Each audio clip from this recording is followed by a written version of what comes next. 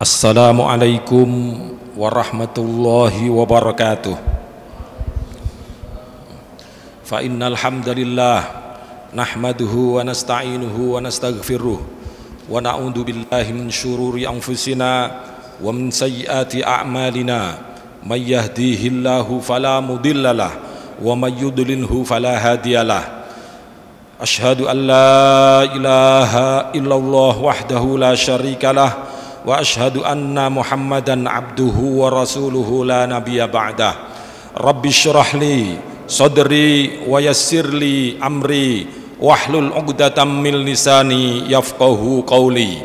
Subhanaka la ilma lana illa ma 'allamtana innaka antal alimul hakim wa la haula wa la quwwata illa billahil aliyyil azim. Allahumma shalli ala sayyidina Muhammadin afdalas salawat wa anmal barakat wa azkat tahiyat fi jamil awqat ala ashrafil makhluqat sayyidina wa maulana Muhammadin akmali ahlil ardi was samawat wa sallim alaihi rabbana azkat tahiyat fi jami'il khatarati wal lahadat amma ba'd. Alhamdulillah, pada kesempatan siang hari ini kita masih dapat kesempatan untuk meneruskan sebuah kajian di mana pada kajian yang lalu menerangkan tentang pentingnya jamaah, tentang bab sholat. Pada kajian kali ini kita meneruskan tentang jamaah sholat, tetapi yang dimaksud adalah sholat jenazah. Biasanya kalau setelah sholat Jumat ada sholat jenazah, baik yang hadir maupun jenazah yang tidak hadir, namanya sholat ghaib. Sholat jenazah ini sholat yang dikhususkan, disyariatkan secara khusus teruntuk umat Nabi Muhammad SAW. Umat-umat sebelum Nabi Muhammad tidak ada sholat jenazah, hanya Nabi Muhammadlah dan umatnya yang diberi kesempatan untuk melaksanakan sholat jamaah yang disyariatkannya. Bahkan kalau kemudian ada seorang jenazah yang disolatkan lebih dari 40 orang, maka kesempatan potensi untuk dimaafkan segala kesalahan dan dosa sangat-sangat tinggi, potensi untuk dimaafkan oleh Allah Subhanahu wa ta'ala. Karena ada hadis yang menjelaskan tentang itu. Kalau seseorang mayit kemudian disolatkan lebih dari 40 orang yang mensolatkan, maka dia akan diampuni segala macam dosa-dosanya. Jadi ini penting sekali kita masih hidup untuk menyolatkan orang-orang yang sudah meninggal. Ini dalam kajian ini sedikit mengurai, mengupas tentang terkait masalah jenazah. Orang yang mati meninggal ini disolatkan atau langsung dikuburkan. Nah, ini ada keterangan penjelasan-penjelasan urutan dari orang-orang yang meninggal, baik yang meninggal seorang muslim maupun yang meninggal non muslim. Maka ini masya Allah, agama Islam ini sebuah agama yang memberikan rahmat bagi seluruh manusia. Manusia yang tidak muslim pun kalau kemudian meninggal, kemudian tidak ada yang ngurus, maka kewajiban bagi seorang muslim di sebuah komunitas tertentu itu untuk ikut mengurusnya. Apa yang diurus? Tentunya yang diurus bagi kalangan non muslim dengan yang muslim tentu berbeda. Ini luar biasa. Islam mengajarkan tentang rahmatan lil alamin, memberikan kasih sayang kepada seluruh manusia sepanjang alam. Bukan hanya pada masa hidupnya, orang-orang yang telah meninggal dunia pun dan itu non muslim, maka kewajiban seorang muslim juga harus memperhatikan hal-hal yang lainnya. Kalau tidak memperhatikan, maka seluruh komunitas di sekitarnya ini berdosa secara jamaah. Baik, kami mulai dari kajian meneruskan kitab yang kemarin. Bismillahirrahmanirrahim. Faslun ghuslul mayyiti wa takfinuhu wassalatu alaihi wa tafnuhu fardu kifayatin idza kana musliman wulida hayyan. Pasal ini menjelaskan kewajiban tentang memandikan seorang jenazah, seorang mayit baik laki-laki maupun perempuan, kemudian mengkafani, memberikan pakaian putih, kemudian menyempurnakannya. Setelah dimandikan, dikafani, baru disolatkan. Setelah disolatkan, wadafnuhu, dan dikubur. Keempat-empatnya ini, baik memandikan mayit, memandikan jenazah, kemudian mengkafani jenazah, dan kemudian mensolatkan jenazah dan menguburkan jenazah, ini hukumnya adalah fardu kifayah bagi seluruh umat manusia yang dinamakan seorang muslim.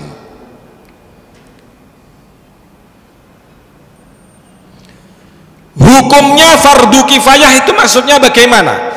Kalau di dalam satu komunitas tertentu, satu perkampungan tertentu, ada masyarakat yang sudah memandikan, yang sudah mengkafankan, yang sudah mensolatkan, yang sudah menguburkan, maka gugur semua kewajiban masyarakat tertentu. Ada satu pendapat minoritas sangat kecil itu menyatakan bukan fardu kifayah tetapi sunnah kifayah. Ini pendapat minoritas. Mayoritas ulama baik Syafi'iyah maupun Hanabilah itu menjelaskan bahwa hukum di dalam melaksanakan mandi mayit, kemudian mengkafani, mensolatkan, dan menguburkan ini adalah fardu kifayah. Sebagian kecil sekali ulama yang mendefinisikan ini namanya sunnah kifayah. Ini dijelaskan secara panjang lebar oleh Profesor Dr. Kiai Haji Syekh dari Syria, dari Al-Fiqhul Islami wa Adilatuhu. Itu dijelaskan dan juga dijelaskan dalam sebuah kitab milik Ibnu Rushd terkait masalah hal-hal seperti ini. Ini penjelasan sangat panjang kalau dijelaskan seperti itu, tetapi hanya saja saya ingin mengurai di sini adalah fardu kifayah. Fardu kifayah ini seorang mayit dimandikan, dikafani, disolatkan, dan dikubur ini ketika seorang jenazah ini seorang muslim dan dilahirkan dalam keadaan hidup. Idza kana musliman wulida hayyan. Ketika seorang mayit ini seorang yang muslim yang dilahirkan dalam keadaan hidup. Ini hayyan ini namanya hal. Kemarin saya jelaskan sedikit tentang al-latun muntasibu mufhimu fi hali kafar dan adhabu wa kaunuhu muntakilan mustaqqa yaglibu lakin laisa mustahaqqa wa yaksurul jumudu fi syi'rin wa fi mubti ta'awulin bila takallufi kabi'uhumudan bikadayat dan biyat wa karazaitun asadan aika asad. Maksudnya apa hal itu? Hal itu sifat yang menjelaskan dalam keadaan tertentu yang dibaca nasab. Ini namanya hal. Jadi menjelaskan posisi seseorang dalam keadaan tertentu yang ketika keadaan itu tidak dijelaskan, redaksi sebelumnya sudah jelas. Ini untuk memperjelas keadaan tertentu. Itu namanya hal. Di sini disebutkan idza kana musliman. ketika seorang muslim wulida yang dilahirkan hayyan dalam keadaan lahirnya itu dalam keadaan hidup-hidup. Jadi meskipun seorang muslim yang memiliki anak kecil yang kemudian lahir, kemudian setelah lahir meninggal dunia seorang anak kecil bayi, maka dia juga diwajibkan untuk dimandikan, untuk dikafankan dan disolatkan dan dikuburkan, baik kecil maupun sudah besar, selama dia dalam keadaan Islam dan dalam keadaan dilahirkan dalam keadaan hidup. Buktinya kalau hidup bagaimana? Kalau seorang anak dilahirkan dalam keadaan hidup, ciri-cirinya dia seorang bayi yang bisa menangis dan berbicara ataupun meronta-ronta. Itu bukti bahwa dia adalah hidup. Kalau kemudian dia meninggal di dalam perut ibunya, dalam kandungannya, dalam posisi masih dalam keadaan 6 bulan ke bawah, maka itu hukumnya dianggap belum ada nyawanya, maka itu tidak perlu untuk disolatkan. Yang disolatkan ini adalah seseorang yang lahir dalam keadaan muslim dan juga lahir dalam keadaan hidup. Itu keterangannya seperti itu. Kemudian wa wajaba lidhimmi takfinun wa dafnun walisukti mayyitin ghuslun wa kafnun wa dafnun wala yusalla alaihima. Jadi kalau kemudian ada seseorang yang tidak muslim, non muslim, di Indonesia ini karakternya hanya dua, seorang yang muslim dan seorang yang non muslim. Non muslim ada redaksinya namanya Kristen, ada Protestan, ada Hindu, ada Buddha, yang lain pokoknya selain Islam namanya non muslim. Bagi seseorang yang meninggal yang non muslim, dan kemudian yang kedua adalah mayit baik laki-laki maupun perempuan yang lahir masih dalam keadaan 6 bulan ke bawah itu, maka diwajibkan bagi seluruh umat Islam untuk ikut mengurusnya. Yang diurus itu apa saja? Yang diurus yang pertama adalah mengkafani, dan yang kedua adalah menguburkannya, dan kemudian yang ketiga adalah memandikan. Jadi secara urutan adalah memandikan, mengkafani, dan kemudian mengkuburkannya dengan cara-cara yang baik. Non muslim ini pun diperhatikan oleh kalangan-kalangan umat Islam.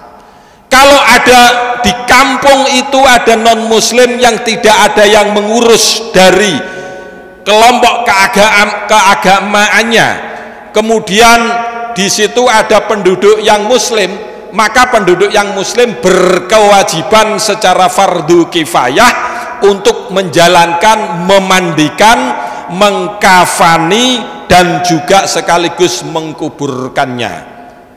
Jadi ini luar biasa, Islam mengajarkan baik hidup maupun meninggal, hubungan antara kemanusiaan tetap diperhatikan oleh agama Islam. Kalau tidak, maka seluruh umat Islam di lingkungan itu berdosa semuanya. Tadi ada yang mengatakan di samping ada fardu kifayah kok ada sunnah kifayah, itu maksudnya bagaimana? Sunnah kifayah itu artinya kalau kemudian seluruh penduduk di lingkungan perkampungan itu tidak ada yang mensolatkan, tidak ada yang memandikan, tidak ada yang mengkafani, dan tidak ada yang mengkuburkan, maka seluruh perkampungan di situ kehilangan kesunnahan yang ada, yang harus didapatkannya. Itu pendapat minoritas sekali, dan itu kelompok dari kelompok Al-Maliki, ulama Al-Maliki. Kemudian tadi dijelaskan ada memandikan mayit, ada mengkafani, ada mensolatkan, ada menguburkan. Ada 4 kategori. Sehingga ini penting untuk kita pelajari satu persatu kriteria untuk memandikan bagaimana, kriteria tentang mengkafani bagaimana, kriteria tentang menguburkan bagaimana, dan kriteria tentang mensolatkan bagaimana. Lah ini tentang jamaah sholat jenazah. Ini ada mayoritas ulama dari kalangan Syafi'iyah, dari kalangan Hambali, dari kalangan Hanafi itu juga memberikan penjelasan tentang kewajiban untuk menjalankan sholat berjamaah. Sholat mayit, sholat jenazah ada yang diperbolehkan untuk melaksanakan jamaah, ada yang memperbolehkan dijalankan secara sendiri-sendiri. Jadi ada kalangan yang menjelaskan tentang hal demikian. Ini redaksi saya sebut di sini untuk jamaah jumhur Syafi'i, Hambali dan Hanafi boleh sholat jenazah berjamaah maupun sendiri-sendiri. Ini jumhur ini mayoritas ulama. Mayoritas ulama Syafi'iyah, mayoritas ulama Hanabilah, Hambali dan Hanafi membolehkan sholat jenazah berjamaah maupun sendiri-sendiri. Artinya kalau sendiri diperbolehkan. Namun ada sebagian ulama madhab Maliki yang minoritas menyatakan bahwa sholat jenazah itu harus dijalankan secara jamaah, tidak boleh berdiri sendiri-sendiri, tidak boleh orang menjalankan sholat mayit sendiri-sendiri, nggak boleh. Itu kalau menurut pendapat sebagian kecil ulama madhab Maliki. Sebagian mayoritas yang Syafi'i di Asia Tenggara ini kebanyakan ulama-ulama menganut madhab Syafi'i. Ini kebanyakan. Kalau di daerah-daerah Afrika Utara itu kebanyakan dari kelompok madhab Maliki, daerah Libya, daerah Tunisia, daerah seberang sana. Kemudian dijelaskan berikutnya, kalau kemudian orang yang non muslim dan orang yang kecil yang baru 6 bulan usianya kemudian dia lahir dalam keadaan meninggal, maka kewajibannya hanya 3, hanya melaksanakan memandikan, mengkafani dan menguburkannya, tidak perlu untuk dilaksanakan disolati. Yang disolati yang tadi orang meninggal biasa, muslim dalam keadaan muslim, dalam keadaan lahirnya dalam keadaan hidup, itu yang harus dilaksanakan untuk disolati. Lah kalau kemudian di atas 6 bulan bagaimana? Di atas 6 bulan, 9 bulan lahir, kemudian ini lahir dilihat sudah meninggal, bagaimana?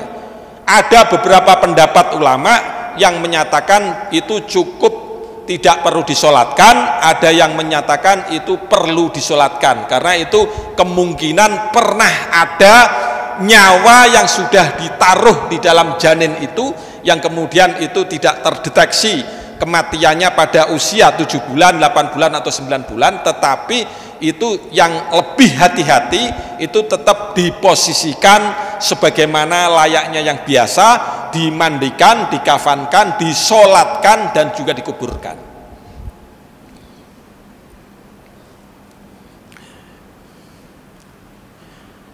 Kalau kemudian ada seseorang yang meninggal, waman mata fi qitalil kufar, waman mata fi qitalil kufari bisababihi kufina fi siyabihi fa illam takfihi zita alaiha wa tufina wala yusalu wala yusolli alaihi. Kalau kemudian ada seseorang muslim yang lahir dalam keadaan hidup, tentunya orang yang hidup itu lahirnya dalam keadaan hidup, nggak mungkin dia lahir mati kemudian hidup lagi, nggak akan mungkin. Syaratnya yang disolatkan itu kan muslim dan dia pernah hidup. Kalau kemudian ada seseorang yang kemudian berperang dalam mempertahankan agama, identitas keagamaannya, kemudian dia meninggal, ini dalam posisi saat ini sangat jarang sekali. Mungkin kalau Palestina dalam keadaan tertentu mungkin itu menjadi seorang syahid, ada juga di beberapa dunia yang lain. Kalau kemudian berperang untuk mengusir orang kufar yang memerangi agamanya untuk dalam rangka mempertahankan agamanya, kemudian dia meninggal dunia dalam keadaan tertentu, bajunya dipakai dan kemudian yang ada dipakai ini tetap dipakai, tidak perlu untuk dilakukan hal-hal mandi dan yang lain-lainnya. Waman mata fi qital kufar bisa babi kufina fi siyabihi, langsung dikafankan dengan pakaian yang dipakai, tidak perlu dilakukan pemandian secara khusus. Nah, kalau kemudian pakaiannya tidak cukup bagaimana? Fa illam takfihi zida alaiha. Kalau kemudian pakaian kafannya tidak cukup oleh orang yang syahid meninggal dalam keadaan membela agamanya, maka ditambahkan kain kafan untuk menyempurnakan kafannya, untuk dilaksanakan pengkafanan dan kemudian dilakukan untuk penguburan, tanpa dilaksanakan dengan pemandian dan tidak perlu juga dilaksanakan disolatkan. Wadufina wala yugsalu wala yusolli alai wala yusalla alaiha, tidak dilaksanakan pemandian dan tidak juga dilaksanakan sholat.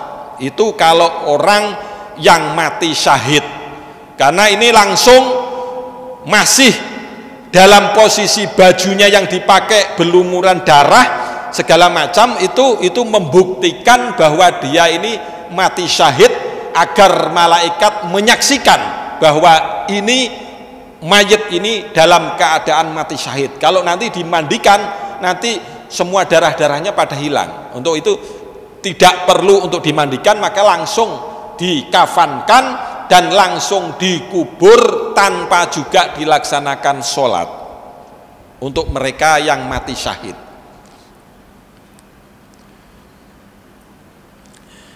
Kemudian setelah dilaksanakan seseorang meninggal dunia itu, dilaksanakan yang pertama, tadi kan menjelaskan yang pertama tentang huslul mayyiti, memandikan. Bagaimana tata cara memandikan mayit?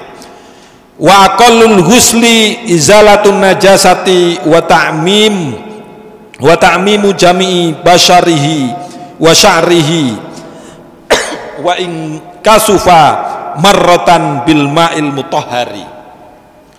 Sedikitnya di dalam menjalankan pemandian seorang yang meninggal dunia itu paling sedikit itu dimandikan untuk menghilangkan seluruh najis yang menempel dalam dirinya, dan dengan memberikan siraman air seluruh badannya secara merata, termasuk rambut-rambutnya, meskipun rambutnya itu tebal sekali segala macam, seluruh lubang-lubang hidung dan kuping dan seluruhnya itu harus dibersihkan dari segala najis yang menempel di dalamnya. Itu karakteristik tentang memandikan jenazah. Kemudian saya mencoba untuk melihat ada satu kitab yang ditulis oleh seorang syekh, dianggap seorang habib. Dulu dia adalah penasehat pemerintah di negeri Yaman. Di dalam negeri Yaman pemerintahnya diberikan nasihat, pemerintahnya berbeda pandangan dengan ulama ini. Ulama ini ahli kitab, ahli membaca Al-Quran, hafidz juga, dan kemudian karena berbeda pandangan dengan pemerintahnya, kemudian beliau ekspansi ke negeri India. Namanya Syekh Salim, namanya Syekh Salim Al-Hadrami. Setelah di India, beliau meneruskan perjalanannya ke Batavia, ke Indonesia. Kemudian setelah menebarkan ajaran keagamaan, beliau menulis kitab namanya Safinatun Najah. Ini dipelajari di hampir semua pesantren di seluruh Indonesia, dan kitab ini salah satunya juga disyarahkan oleh Hadratus Syekh Nawawi Al-Bantani, diberikan penjelasan kitab-kitab ini. Jadi kitab-kitab yang dijelaskan oleh Syekh Nawawi Al-Bantani ini hampir semuanya adalah kitab yang berbasis madhab Syafi'i. Syekh Salim bin Sumer Al-Hadrami kemudian wafat, saya mendengar kabar dimakamkan di Masjid Al-Makmur Tanah Abang. Tanah Abang. Jadi kalau nanti kapan-kapan ke Tanah Abang bisa ziarah ke makam beliau. Beliau menjelaskan tentang penyempurnaan seorang jenazah yang memandikannya agar sempurna itu bagaimana. Ada beberapa hal yang perlu dititipkan. Yang ini dalam pengajian ini saya titipkan dalam redaksi ini. Wa akmaluhu ayyaghsila sau'ataihi. Penyempurnaan memandikan seorang jenazah itu membersihkan kedua alat, baik belakang maupun depan, dua kelamin depan maupun belakang, kubul dan dubur, dari keluarnya kencing, dari keluarnya kalau kita BAB.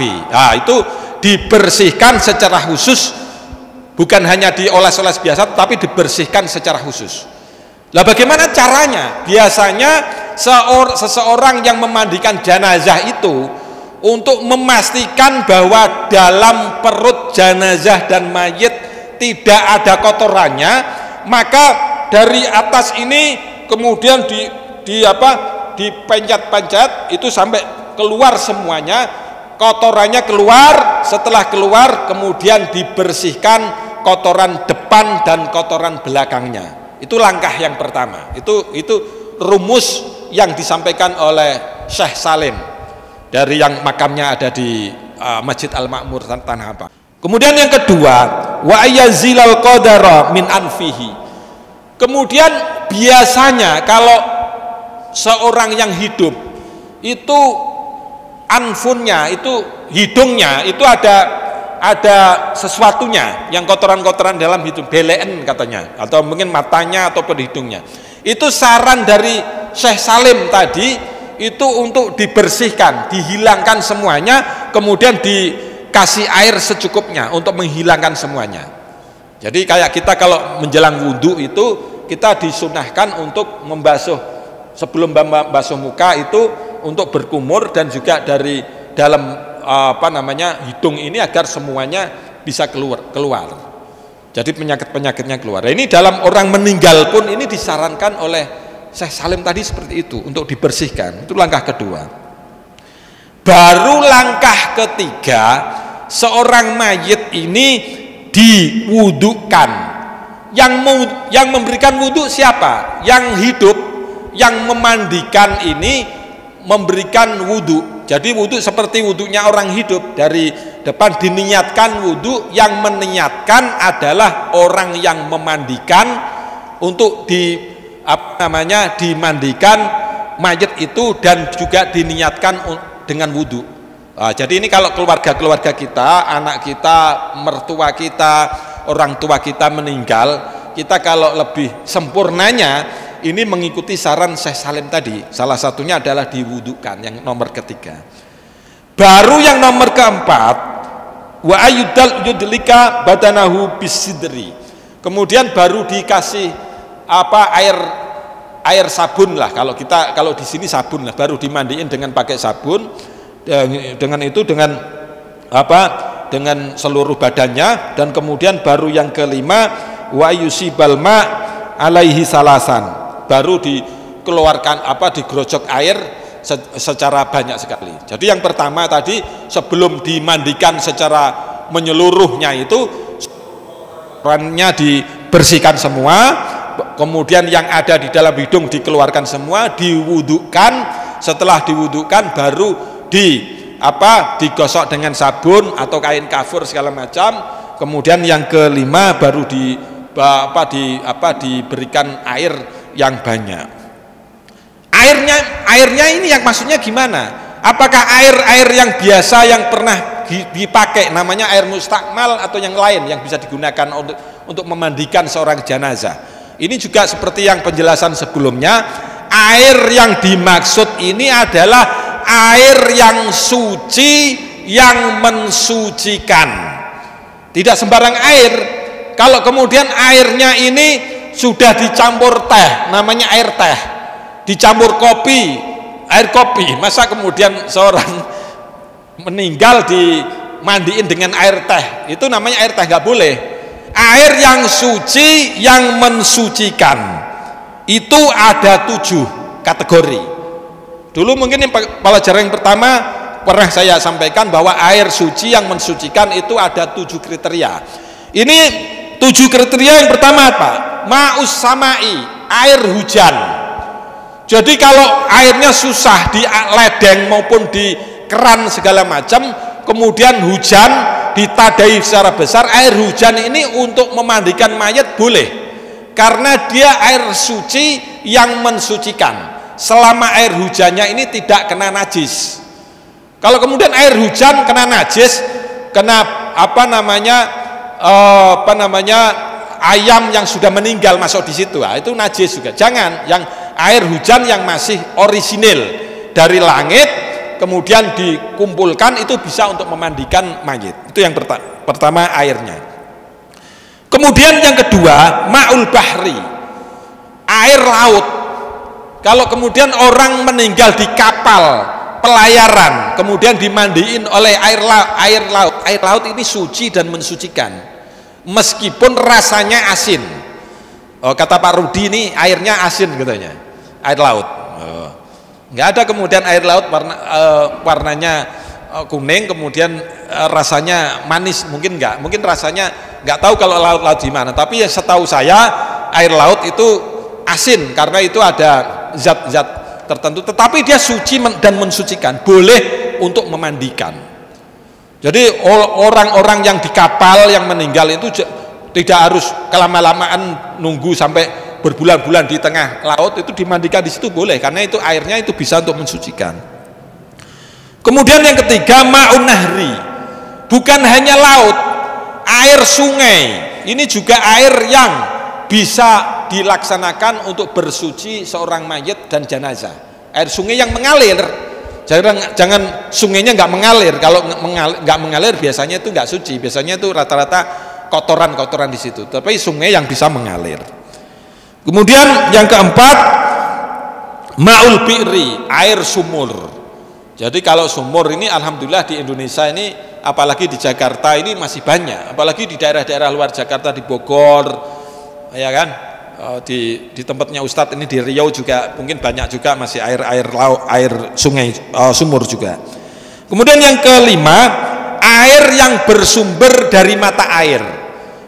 Biasanya di pegunungan itu ada mata air yang mengalir. Nah, itu air suci yang mensucikan, sehingga bisa dipakai mandi wajib, mandi junub, bisa dipakai untuk wudhu, dan bisa dipakai untuk memandikan jenazah ataupun mayit. Kemudian yang keenam, ma'usalji,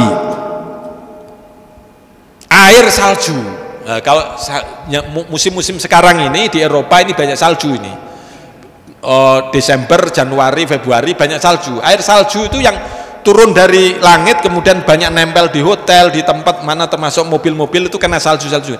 Airnya ini air suci dan bisa mensucikan. Jadi tidak usah khawatir kalau hidup di Eropa kemudian pada meninggal pada saat hujan salju. Air salju ini air yang suci dan mensucikan. Bisa jadi fleksibel sekali, tidak ada salju kemudian harus mencari air sumur segala macam, tidak harus, itu pun juga bisa untuk memandikan. Kemudian yang ketujuh ma'ul bardi itu embun. Tapi kalau embun rasanya kan nggak banyak itu di tempat daun-daun itu kan nggak banyak itu suci, tapi untuk mensucikan kan nggak banyak. Masa ada embun yang banyak sekali, untuk mensucikan agak susah juga mencari, kecuali misalkan daunnya itu besar terus airnya banyak embun di situ, kemudian itu sampai berliter-liter, mungkin bisa seperti itu. Tapi saya belum kan embun banyak sekali. Itu tentang tata cara untuk memandikan. Sekarang tentang setelah dimandikan, kemudian yang berikutnya adalah dikafankan. Bagaimana cara mengkafankan? Wa aqallul kafani sairu jami'il badani. Jadi paling sedikitnya mengkafani seorang mayit dan jenazah itu harus bisa menutupi seluruh kujur tubuhnya. Wasalasu lafaifa liman taroka tirkatan zaidatan ala dainihi walam yusi bitarkiha.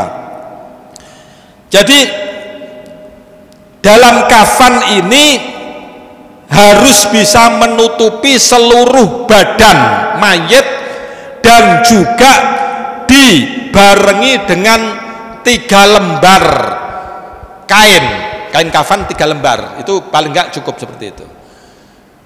Ini bagi mayit yang siapa yang diberikan seluruh kesempurnaan 3 lembar kain kafan ini, bagi mayit yang tidak memiliki kewajiban utang piutang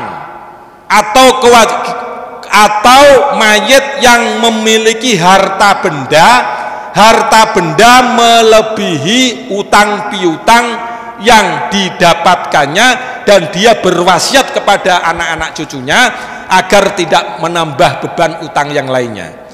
Artinya seorang mayit yang meninggal dunia yang masih memiliki harta benda meskipun sedikit, karena harta benda tidak memiliki defisit hutang yang besar si mayit ini.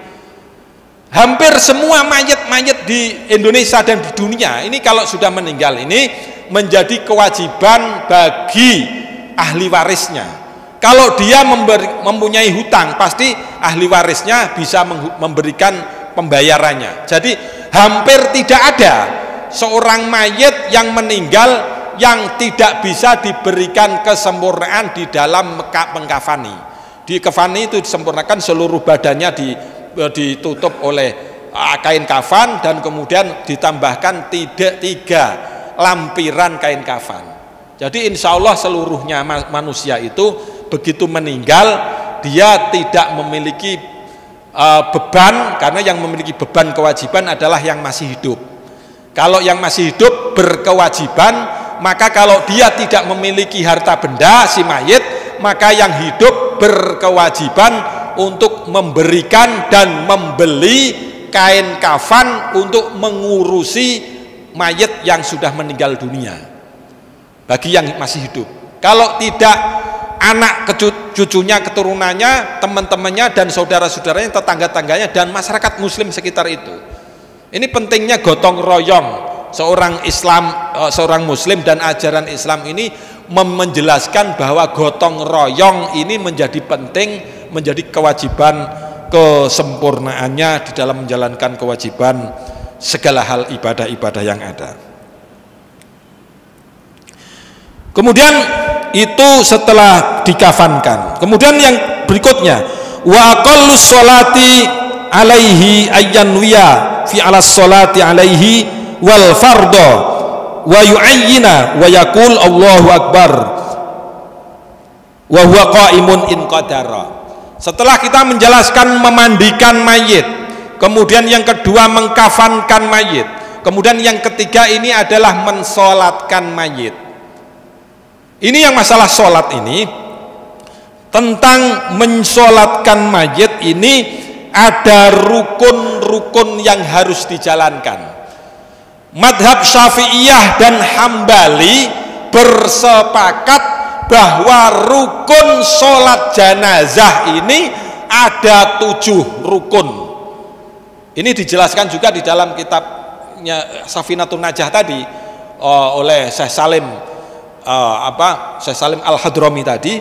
Rukun yang pertama adalah niat, an-niyatu yang pertama.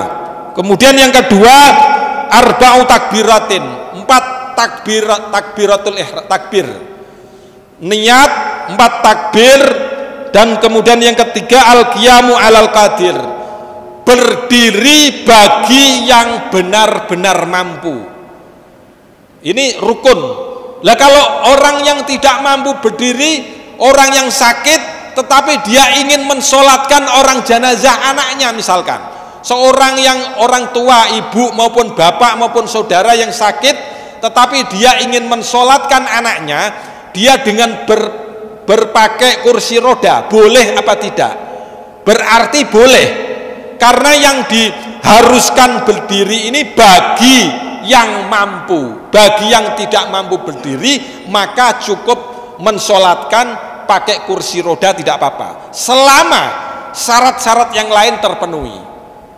Seperti apa? Seperti harus wudhu segala macam, harus terpenuhi, harus pakaian yang dipakai harus pakaian yang suci, harus semuanya terpenuhi semuanya. Itu yang ketiga, al-qiyamu alal qadiri. Kemudian yang keempat, qiraatul Fatihah. Yang keempat, qiraatul Fatihah ini membaca Fatihah. Setelah takbir pertama Allahu Akbar, membaca suratul Fatihah. Kemudian yang kelima, as-sholatu ala nabi. Setelah takbir yang kelima ini membaca sholawat kepada Nabi.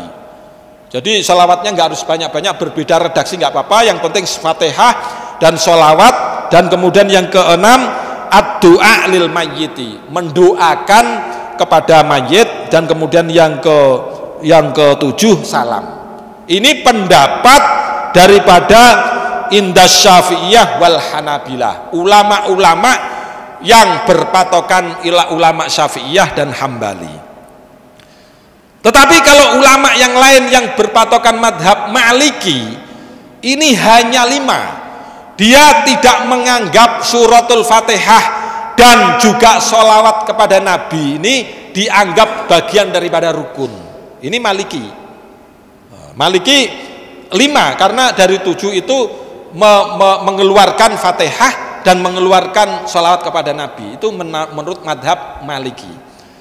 Nah ini ada yang lagi yang sedikit kelihatannya aneh, tetapi ini diperbolehkan karena ini madhab Hanafi, Indal Hanafiyah itu hanya 2 rukun sholat jenazah. Menurut madhab Hanafi itu hanya ada 2. Yang pertama adalah 4 takbir, melaksanakan 4 takbir, dan kemudian yang kedua wal qiyam alal qadiri, yang kedua adalah berdiri. Nah itu kalau menurut madhab Hanafi, kalau seorang mayit jenazah kemudian disolatkan dengan 4 takbir dan berdiri, itu sudah sah. Itu syarat rukunnya kalau menurut. Tapi kita sebagai Syafi'iyah, nanti kalau ada imam sholat jenazah, baik itu yang hadir maupun jamaah yang ghaib, yang tidak hadir. Yang tidak hadir boleh nggak sholat jamaah jenazah yang mayitnya tidak hadir? Boleh. Ibnul Qayyim Al-Jauziyah menjelaskan boleh. Bahkan Rasulullah pernah juga ketika Raja Ethiopia Habasyah itu meninggal, Rasulullah itu mengumumkan dan mensolatkan sholat gaib, sehingga pengumuman orang-orang yang meninggal pakai speaker di berbagai macam tempat atau kalau sekarang di media sosial itu berarti diperbolehkan, karena Rasulullah pernah mengajarkan itu. Kalau Rasulullah mengajarkan itu berarti anjuran untuk menjalankan itu. Kalau kemudian kita tidak mengetahui orang mayitnya sudah dikubur, kita baru datang dari jauh-jauh, 1 minggu baru datang, maka kita sholat namanya sholat ghaib. Niatnya tinggal ditambahkan saja, niat sholat mayit al-ghaib ditambahkan saja. Itu penjelasannya seperti itu. Jadi kalau Hanafiyah menjelaskan kalau sholat jenazah hanya takbir. Jadi kalau ada imam di sholat Jumat, sholat jenazah yang ghaib, kemudian makmumnya tidak bisa membaca apapun, hanya sholat takbir sampai 4 kali, itu menurut pendapat dari madhab Hanafiyah ini diperbolehkan. Sebagusnya ya Syafi'iyah, karena imamnya Syafi'iyah, kita menganut banyak Syafi'iyah, baca surat Fatihah, kemudian yang kedua sholawat kepada Nabi, Allahumma sholli ala sayyidina Muhammadin. Itu gampangnya kalau rakaat yang takbir kedua itu setelah Fatihah membaca sholawat sebagaimana sholawat kita tasyahud akhir, itu membaca sholawat itu, menjadi sholawat itu dibaca itu. Kemudian yang selanjutnya takbir yang ketiga doa kepada mayit, Allahumma gfir lahu warhamhu wa'afi wa'fu anhu. Ya itu aja, Allahumma gfir lahu warhamhu aja cukup. Di sini malah cuma 2, Allahumma gfir lahu warhamhu. Tapi kita pelit amat, kita mendoakan mayit hanya sedikit, kita doakan yang gak banyak. Jadi redaksi doa itu macam-macam, yang doa secara banyak lebih bagus juga. Jadi kita kalau hidup ini kadang kalau pelit sama hidup tidak apa-apa, kalau pelit sama orang meninggal ini kasihan yang meninggal, dia tidak bisa protes misalnya. Kalau masih hidup masih bisa protes. Nah itu alangkah baiknya kalau kita mendoakan mayit, doa yang dipanjatkan kepada mayit ini doa yang sungguh-sungguh dan doa yang maksimal untuk dipanjatkan itu kepadanya. Ini setelah kita memandikan, setelah kita mengkafankan, kemudian kita setelah itu kita mensolatkan. Tadi solatkan sudah, penjelasan sudah kita sampaikan. Kemudian kita yang berikutnya ini wa aqallus sholati alaihi. Nah ini wa aqallus sholati alaihi ayyan fiya fi ala sholati. Setidaknya orang mensolatkan sholat jenazah ini, yang pertama adalah niat mengerjakan sholat jenazah, itu yang pertama. Kemudian niat mengerjakan sholat jenazah ini juga harus disebut wal fardo, kefarduannya, dan kemudian disebut wa yu'ayyina, penjelasan tentang terhadap mayit ini, mayit perempuan atau mayit laki-laki, atau mayit kecil perempuan atau mayit kecil laki-laki. Itu kalau sempurnanya. Jadi niatnya bagaimana ini? Ya niatnya biasa, usolli ala hadal mayyiti, kalau itu laki-laki, usolli ala hadihil mayyitati kalau itu perempuan. Kalau itu anak kecil laki-laki, usolli ala hadal mayyiti tifli, itu yang laki-laki. Kalau laki-laki kecil tapi perempuan, usolli ala hadihil mayyitati tiflati, itu kalau perempuan. Itu yang paling penting, niat itu bukan redaksinya bahasa Arab, tetapi niat yang dikandung dalam maksud tujuan seseorang yang menjalankan sholat. Tapi sempurnanya harus enaknya menjelaskan bahasa Arab kalau itu selama bisa mengungkapkan dengan bahasa Arab. Kita yakin kalau kita menjadi makmum beres, karena kalau makmum itu lebih enak. Usolli alaman alaihil imam, itu sudah cukup. Saya niat sholat jenazah sebagaimana niatnya yang dilaksanakan oleh imam, udah cukup. Saya niat jenazah seperti yang diniatkan oleh imam, udah cukup. Udah begitu aja. Jadi 4 takbir. Kalau takbirnya tidak 4, misalkan 3 atau ditambahkan yang lain, berarti menyalahi rukun. Jadi cukup 4 ya 4 gitu. Jadi kalau 4 ini nggak tahu, ini rata-rata kok masalah masna wa sulasa wa ruba itu juga 4 juga. Ini kok 4, ini redaksinya apa ya, pokoknya ini 4. Takbir 4 dengan Fatihah, dengan sholawat, doa kepada Nabi, dan yang ketiga, yang ke takbir keempat ini tanpa membaca doa tidak apa-apa, diem saja sekaligus menunggu salam. Tapi lebih sempurnanya ya Allahumma la tahrima ajrahu kalau itu laki-laki, Allahumma la tahrima ajroha kalau itu perempuan, mayit perempuan. Allahumma la tahrima ajrahu wa la taftina ba'dahu waghfir lana wa lahu. Assalamualaikum warahmatullahi wabarakatuh. Itu kalau niatnya. Jadi niat itu dianjurkan untuk disebut dalam pengerjaan sholat, itu disebut fardunya dan disebut penjelasannya. Ini mayit laki-laki atau mayit perempuan, disebut fardunya, harus ada fardunya. Meskipun ini fardu kifayah tetapi disebut fardon aja. Sholli ala hadal mayyiti fardon lillahi ta'ala, udah cukup, enggak usah disebut fardu kifayah. Allah sudah paham bahwa itu yang fardu kifayah. Jadi disebut kata fardu, disebut kata penjelasan mayitnya laki-laki atau perempuan. Hadal mayyiti bagi laki-laki, hadihil mayyitati bagi mayit perempuan. Itu keterangan itu harus disebut penjelasan si mayitnya, harus disebut kata-kata fardon. Kalau makmum gimana? Ditambahkan fardon makmuman lillahi ta'ala. Kalau imam tinggal ditambahkan fardon imaman lillahi ta'ala. Nawai usolli ala hadal mayyiti fardon imaman atau fardon makmuman lillahi ta'ala, udah cukup, nggak usah panjang lebar, udah cukup niatnya.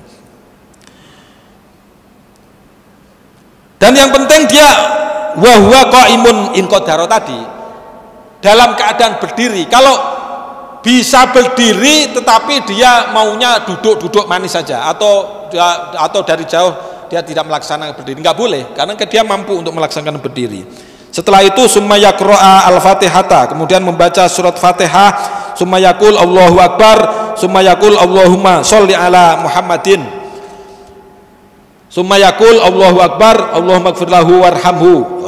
Di sini cukup dijelaskan Allahumma ighfir lahu warhamhu untuk niat untuk mendoakan kepada si mayit. Tadi sudah kita jelaskan. Summa yaqula Allahu akbar, assalamualaikum warahmatullahi wabarakatuh.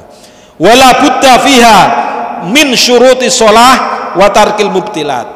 Yang paling penting, tidak kalah penting dalam sholat, menjalankan sholat jenazah ini, syarat sahnya menjalankan sholat fardu sebagaimana syarat sahnya untuk menjalankan sholat jenazah dan sholat mayit. Demikian pula batalnya sholat fardu juga batalnya untuk menjalankan sholat jenazah dan sholat mayit. Jadi artinya apa? Sholat jenazah juga harus wudhu, bersih dari hadas besar dan bersih dari hadas kecil, dan juga pakaian yang dikenakan ini tidak najis, baik pakaiannya maupun tempat yang diduduki maupun ditempati dia untuk menjalankan sholat, harus barang-barang yang suci. Itu syarat sahnya sholat jenazah, sebagaimana syarat-syarat yang diatur dalam sholat fardu dan juga hal-hal yang membatalkan sholat fardu. Ini tentang masalah itu. Ini sekarang tinggal satu, ini pumpung tinggal satu. Tadi memandikan, mengkafankan, mensolatkan, sekarang mengubur. Bagaimana tata cara mengubur? Wa qalut dafni hafratun taktumu raihatahu wa tahrusu minas sibai. Orang kalau mengkubur si mayit maupun jenazah, baik laki-laki maupun perempuan, baik mayit kecil maupun besar, baik laki-laki maupun perempuan yang lain segala macam, baik bayi segala macam, itu harus dikeduk di dalam lubang yang lubang itu bisa menutupi bau si mayit tadi. Kalau baik katakanlah 6 hari 7 hari itu kuburan tidak berbau. Kalau dikuburnya seperti kita mengubur ayam yang meninggal, jangan, itu masih bau nanti. Jadi harus dikeduk pada kedukan. Kalau yang lebih bagus lagi itu dikeduk pada sekitar 1 meter atau 1 hasta. Jadi kalau di kuburan di daerah-daerah yang masih luas, tidak di Jakarta ini kuburan ditumpuk-tumpuk juga itu. Tetapi meskipun ditumpuk itu inti dasarnya mengkubur seorang yang meninggal dunia ini jangan sampai dikubur kemudian masih bau yang itu juga berpotensi hewan-hewan melata untuk mengkeduk kembali bagi si mayit. Jangan sampai itu. Jadi jangan sampai ada ular, ada hewan-hewan melata segala macam setelah ditinggal dikubur itu kemudian diaduk kembali. Jadi itu intinya itu minimal sekali, jangan sampai satu lubang itu lubang yang masih kecil. Jadi harus paling enggak besar. Nah itu kalau sempurnanya wa yusannu ayyamika qadra qamatin wa bastatin wa yusau. Jadi disunahkan di dalam mengkubur seseorang mayit laki-laki maupun perempuan tadi itu sehasta. Kalau kita turun di kuburannya itu paling enggak setinggi badan kita. Lebih bagus lagi, lebih sempurna sampai tinggi setinggi ini. Ini disebut di sini wa yusannu ayyamika qadra qamatin wa bastatin. Ini sehasta orang berdiri, orang dewasa berdiri. Lebih bagus lagi wa yusau, dan panjang lebarkan. Jadi lebih sempurnanya seperti itu. Dan yang tidak kalah penting, kalau kemudian kita mengkubur jenazah wa yajibu taujihuhu ilal kiblati. Dianjurkan, bahkan di sini disebut diwajibkan bagi yang masih hidup untuk mengkubur jenazah itu agar jenazah itu dihadapkan menghadap kiblat. Jadi maksudnya menghadap kiblat gimana? Kalau meninggal dikubur telentang itu bukan menghadap kiblat. Jadi diarahkan ke arah kiblat sehingga pipi bahasa Indonesianya apa itu? Pipi juga ya. Pipi ini ditempelkan kepada tanah. Kalau tidak ada tanah di situ, kemudian ada tanah yang biasanya itu dikepal kemudian ditempelkan itu menunjukkan bahwa kita dari tanah akan kembali ke tanah, menunjukkan ke asal kita sendiri. Dikubur dihadapkan ke hadapan kiblat. Ini hukumnya wajib di sini. Jadi tidak boleh dilentangkan biasa, harus diletakkan dihadapkan kiblat. Hadapkan kiblat ini tidak harus pancer kemudian harus persis menghadap Ka'bah bukan. Kita kan nggak bisa mengukur. Yang penting arah kiblat itu dihadapkan. Maka memang dari ulama-ulama kita yang dulu itu kalau ada jenazah yang meninggal itu sering dihadapkan ke arah kiblat dengan tata cara yang syariah seperti ini. Insya Allah pada sesi berikutnya ini menjelaskan tentang zakat, tetapi karena zakat ini tentang zakat hewan segala macam, di sini tidak banyak tentang hewan, mungkin langsung pada masalah saum atau puasa, biar nanti bisa terurai dengan sangat baik. Sehingga ini yang sedikit terakhir ingin saya sampaikan, ini kan ada kalau jenazah ada di depan langsung itu namanya hadir. Kalau kemudian jenazah tidak ada itu ghaib. Jadi kalau ghaib ya tinggal ditambahkan usolli alal mayyitil ghaibi fardhon lillahi ta'ala, itu udah cukup. Nah kalau sholat itu kemudian ada di musola maupun di masjid, kemudian ada warga sekitar meninggal dunia ingin disolatkan di masjid maupun di musola, boleh apa tidak? Ini penjelasannya, ini ada 3 hukum yang menjelaskan tentang itu. Hukum yang pertama, orang yang disolatkan di dalam masjid ataupun di dalam musola itu menurut madhab Syafi'iyah itu hukumnya sunnah, tapi dengan syaratnya dia tidak mengkotori masjid maupun musola.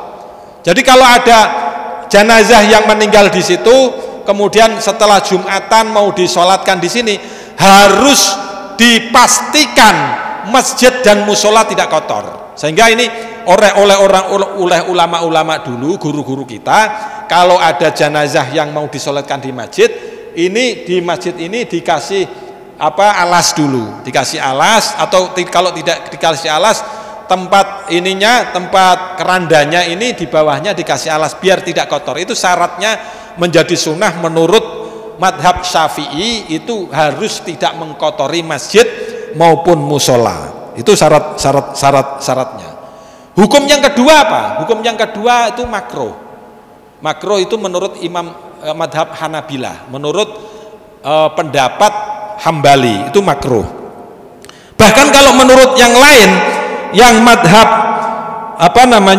versi Hanafi itu malah justru hukumnya ini makruh tahrim, makruh yang mendekati haram.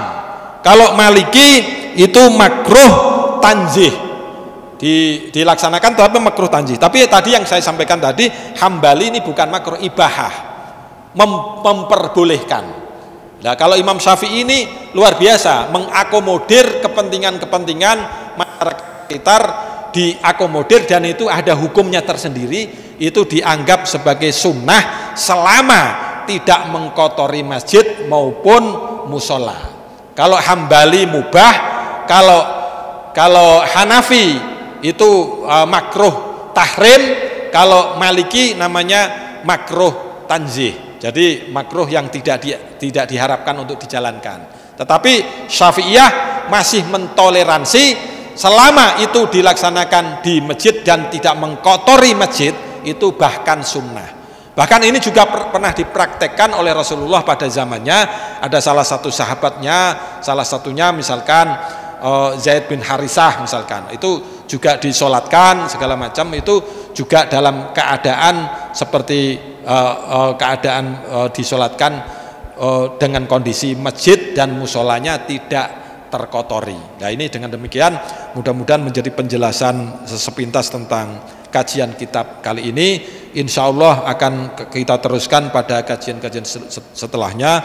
Mudah-mudahan ada barokahnya kita mengkaji, meskipun sedikit ilmu, mudah-mudahan bisa teradopsi dan bisa terimplementasi dengan baik untuk diri kita, untuk keluarga kita, untuk masyarakat kita, dan kita akan menjadi masyarakat dan pribadi-pribadi yang lebih baik untuk pemahaman agama, sehingga Allah memberikan kemudahan-kemudahan kita dalam menjalankannya. Wallahul musta'an, wallahu a'lam bishawab, wallahul muwaffiq ila aqwamit thoriq. Wassalamualaikum warahmatullahi wabarakatuh.